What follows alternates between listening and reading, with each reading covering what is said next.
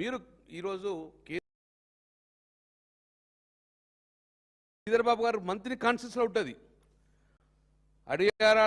Adriyala long wall project ఇది మంత్రి constituency ఉంటుంది.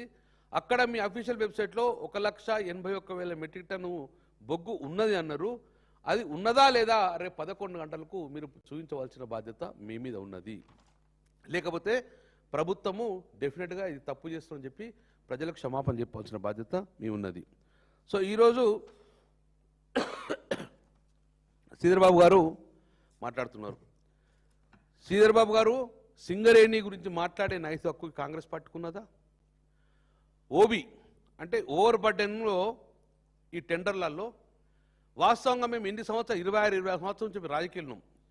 ఏ ప్రభుత్వం కానీ చంద్రబాబు నాయుడు కానివ్వండి, రాజశేఖర రెడ్డి గారు కానివ్వండి, కిరణ్ కుమార్, ఏ ముఖ్యమంత్రి కానీ సింగరేణి సంస్థలో వేలు పెట్టలే. ఎప్పుడు ఆ యాజమాన్యానికి అప్పయిపోయినరు, లాభాల బాటగా దిశ పెట్టిండ్రు. కానీ ప్రప్రదంగా ఈ కాంగ్రెస్ ప్రభుత్వం వచ్చిన తర్వాత, రేవంత్ రెడ్డి ప్రభుత్వం తర్వాత ఓబీ టెండర్లలో కానీ సింగరేణి టెండర్లో కానీ జోక్యం చేసుకోవడం వలన ఈరోజు 137 ఏళ్ల చరిత్రలో ఎక్కడ విధంగా కోల్ ఇండియాలో సైట్ విజిట్ సర్టిఫికేట్ని పెట్టారు. ఎక్కడ లేదు ఇంతవరకు సైట్ విజిట్ సర్టిఫికేట్. అంటే ఏంది? టెండర్ పాల్గొనంటే సైట్ విజిట్ సర్టిఫికేట్ ఇచ్చిన వాళ్ళే టెండర్ పాల్గొనాలి. అంటే నీకు దగ్గరలోకి ఇచ్చుకుంటూ లేదు.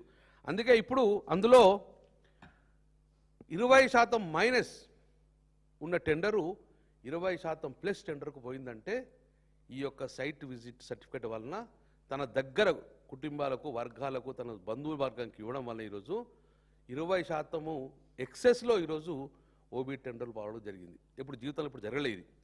సో ఇది కాంగ్రెస్ ప్రభుత్వం వచ్చిన తర్వాత ఫస్ట్ లాస్లో నడిపించింది ఈ యొక్క ఓబీ సర్టిఫికేట్ వల్ల. దాని తర్వాత సింగరేణి సంస్థ ఎప్పుడు కూడా బకాయిలు ఉండకపో, ట్రాన్స్కో కానీ జెన్కో కానీ ఇమ్మీడియట్గా కడుతూ సింగరేణి బతికిద్దురు. కానీ ఈరోజు ప్రప్రదంగా సింగరేణికి బకాయి ప్రభుత్వము 50,000 కోట్ల బకాయిలు కూడా ఈరోజు ప్రభుత్వం చెల్లవలసి ఉన్నది, బాధ్యత ఉన్నది. ఇప్పుడు పరిస్థితి ఏంది? సింగరేణి సంస్థ మొత్తం అప్పుల పాలవుతుంది.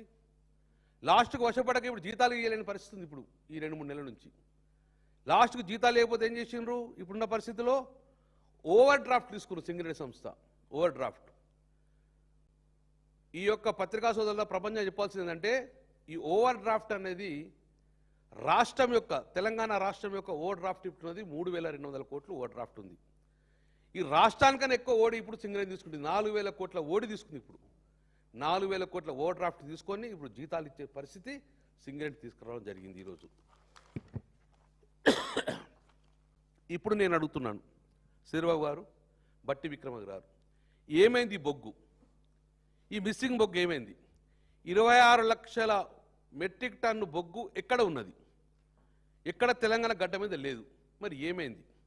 కాబట్టి అంటే సిబిసిఐడి ఎంక్వైరీ, అంటే సిబిఐ ఎంక్వైరీ, అంటే ఎంక్వైరీ చేసింది కదా. ఇగో ఇప్పుడు నేను డిమాండ్ చేస్తున్నాను, ఇంత పెద్ద స్కామ్ 26 లక్షల మెట్రిక్ టన్ను బొగ్గును ఈ భూమి మీద లేకుండా పోయింది, అఫీషియల్ రికార్డు ఉన్నది. కాబట్టి దీని మీద ఇమ్మీడియట్గా సిబిఐ ఎంక్వైరీ చేసేందుకు ఈ యొక్క బొగ్గు శాఖ మంత్రులు, కేంద్ర బొగ్గు శాఖ మంత్రులు కిషన్ రెడ్డి గారిని డిమాండ్ చేస్తున్నాం. ఇది నీ సంస్థ, నీ కళ్ళ ముందు జరుగుతున్న సంస్థ, తెలంగాణ యొక్క వనరులు ఇది ఒక సుమారు ఇందులో ఇప్పుడు 36,000 మంది ఎంప్లాయీస్ ఉన్నారు. 36,000 ఎంప్లాయీస్ అంటే సుమారు 1,00,000 మంది సంబంధించి, ఒక కుటుంబంలో 3 ఉన్నా కూడా 1,00,000 మందికి సంబంధించిన ఇష్యూ ఇది. అలా మా ప్రాంతం వాసులు ఉన్నారు సింగరేణిలో, మా బంధువర్గాలు ఉంటారు, మా కుటుంబకాలు ఉంటారు, మా ప్రాంతంలో అందరూ కూడా వాళ్ళ భవిష్యత్ సంబంధించిన ఇష్యూ. సింగరేణి లాభాల బాటలు పోయి నష్టాల బాటలకు ఎందుకు వచ్చింది, ఎక్కడ జరుగుతుంది, ఎక్కడ స్కామ్ జరిగింది? కాబట్టి ఇమ్మీడియట్గా సిబిసిఐడి ఎంక్వైరీ, సిబిఐ ఎంక్వైరీ చేసుకొని ఈ యొక్క 20 లక్షల మెట్రిక్ బొగ్గు ఏమైంది, ఎందుకోసం దానికి ఇన్కమ్ ట్యాక్స్ కట్టారు, ఎందుకు సంస్థ 4,000 కోట్ల ఓడి తీసుకుందో మీరు ఇమ్మీడియట్గా చెప్పాల్సిన బాధ్యత మీద ఉన్నది. ఇందులో స్టేట్ షేర్ 51 ఉంది, మీ సంస్థ సెంట్రల్ స్టేట్ 41% ఉంది కదా. సో 49% ఉంది కదా. మీరు ఈరోజు కేంద్ర మంత్రులు బండి సంజయ్ కానివ్వండి, కేంద్ర మంత్రులు కిషన్ రెడ్డి గారు కానీ మీరు ఇమ్మీడియట్ స్పందించండి. కేంద్ర వాటా కూడా 49% ఉంది. ఎక్కడ పోయింది ఈ బొగ్గు అనేది మీరు చెప్పాల్సిన బాధ్యత మీద ఉన్నది. సో ఇప్పుడు రాజిరెడ్డి గారు క్లియర్గా దాని గురించి ఎక్స్ప్లెయిన్ చేస్తారు, ఎంత రాష్ట్రానికి అన్యాయం ఎంత జరుగుతుంది. సో మేము ఉత్పత్తిలో మేము పెరిగినామన్నారు. ఆన్ రికార్డు చెప్తున్నాం. 2023లో కేసీఆర్ ప్రభుత్వంలో ఈ యొక్క సింగరేణి ఉత్పత్తి 67 మిలియన్ టన్నుల బొగ్గు ఉత్పత్తి. కానీ ఈరోజు మొన్న మీరు మీ చెత్త విధానం వలన అది 43 టన్నులకు పడిపోయింది. అంటే అర్థమైంది ఎంత స్కాములు, ఎంత అవినీతిమయమైన సింగరేణి చేసుకోవడం జరిగింది. ఇంకొకటి 16,000 ఉద్యోగాలు ఉండే. కానీ ఆ రోజు కేసీఆర్ గారు కారుణ్య నియామకాలు చేపట్టాలని చెప్పేసి 16,000 ఉద్యోగాలను కారుణ్య నియామకాలు చేసినాం. ఇప్పుడు అందుకే ఈరోజు 36,000 మంది కార్మికులు అంటే దాంట్లో 16,000 మంది కేసీఆర్ వచ్చినాక ఈరోజు కారుణ్య నియామకాలు చేసింది. కానీ ఈరోజు కారుణ్య నియామకాలు బంద్ చేసిండ్రు. 12 నెలలైంది బోర్డు పెట్టలేదు మెడికల్ బోర్డు. కానీ మొన్న ఇటీవల బోర్డు పెట్టిన 54 మందిని విరిస్తే కారుణ్య నియామకంలో 5కి ఇచ్చి మామ ఇచ్చేసి మిగతా వాళ్ళ దృఢంగా చాలా ఇబ్బందికర వస్తుంది. గ్లూకోజ్ ఎక్కించుకుని పోయినా కూడా వాళ్ళను మెడికల్ అన్ఫిట్ చేయలేకపోతున్నారు. సో ఇట్లా సింగరేణి సంస్థను తెలంగాణలోనే అద్భుతంగా ఉన్న సింగరేణి సంస్థను నష్టాల పరిచింది ఈరోజు కాంగ్రెస్ ప్రభుత్వం. అందుకే ఈరోజు తెలంగాణ ప్రజల పక్షాన, ఒక సింగరేణి కార్మికుల పక్షాన, తెలంగాణ బిడ్డగా నేను కేంద్ర ప్రభుత్వాన్ని, రాష్ట్ర ప్రభుత్వాన్ని డిమాండ్ చేస్తున్నాను. ఈ యొక్క అవినీతి కారకులు ఎవరు? ఎందుకు ఇంత స్కామ్ జరిగింది?